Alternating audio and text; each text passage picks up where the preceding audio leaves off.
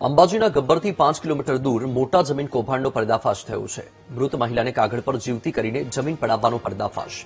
મૃતક મહિલાએ કલેક્ટર કચેરીએ આવીને દસ્તાવેજ પર અંગૂઠા માર્યા। બનાસકાંઠાના દાંતા તાલુકાના કુંભારિયા ગામે આ ઘટના બની। આદિવાસી રામીબેન અંગારીએ 1.32 હેક્ટર જમીનનું વેચાણ કરતા અરજી કરી હતી। વર્ષ 2014માં રામીબેને જમીન વેચવા કલેક્ટર કચેરીમાં મંજૂરી માંગી હતી। જમીન ખરીદવામાં તેમના જ ગામના નીરુબેન મોરજિયાએ રસ દાખવ્યો હતો। 2014માં રામીબેને જમીન વેચાણના બાનાખત દસ્તાવેજ માટે માંગ્યા હતા 15 લાખ।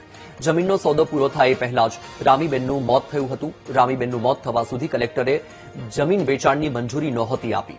કલેક્ટર ઓફિસે જમીન વેચવાની જ્યારે મંજૂરી આપી ત્યારે અજાણી મહિલાની એન્ટ્રી થઈ। રામીબેનના મોતના 15 દિવસ પછી કલેક્ટરે જમીન વેચાણની અરજી હાથ પર લીધી હતી। કલેક્ટરે જમીન વેચવા મંજૂરી માંગનારા અને ખરીદનારાને સુનાવણી માટે બોલાવ્યા હતા। રામીબેનનું મોત થવા છતાં કલેક્ટર કચેરીના સત્તાવાર રેકોર્ડમાં તેમની હયાતીનો ઉલ્લેખ હોવાનો પર્દાફાશ।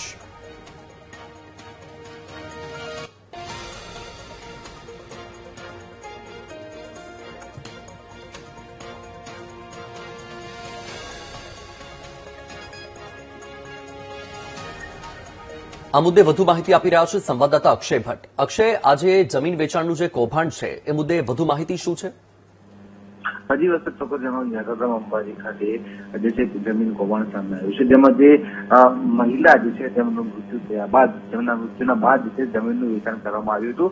આ એની અંદર જે છે મહિલા મૃત્યુ થયા બાદ તેમને કલેક્ટર કચેરી હાજર કરવામાં આવ્યા હતા। ત્યારબાદ જે જમીનનું વેચાણ કરીને જમીનના પૈસા છે એ ખાતામાં આવી જતા બાદ જે છે આ જમીનનું કૌભાંડનો પર્દાફાશ થયો હતો। જેમાં મૃતક મહિલા મૃત થયા બાદ પણ જે બીજી અન્ય મહિલા છે તે કચેરી હાજર થાય છે અને મૃતક મહિલાના નામેથી જે જમીન છે તેનું વેચાણ કરીને પૈસાથી તેમને ઉઠાંતરિત કરવામાં આવે છે। જી બિલકુલ અક્ષય, માહિતી બદલ આભાર।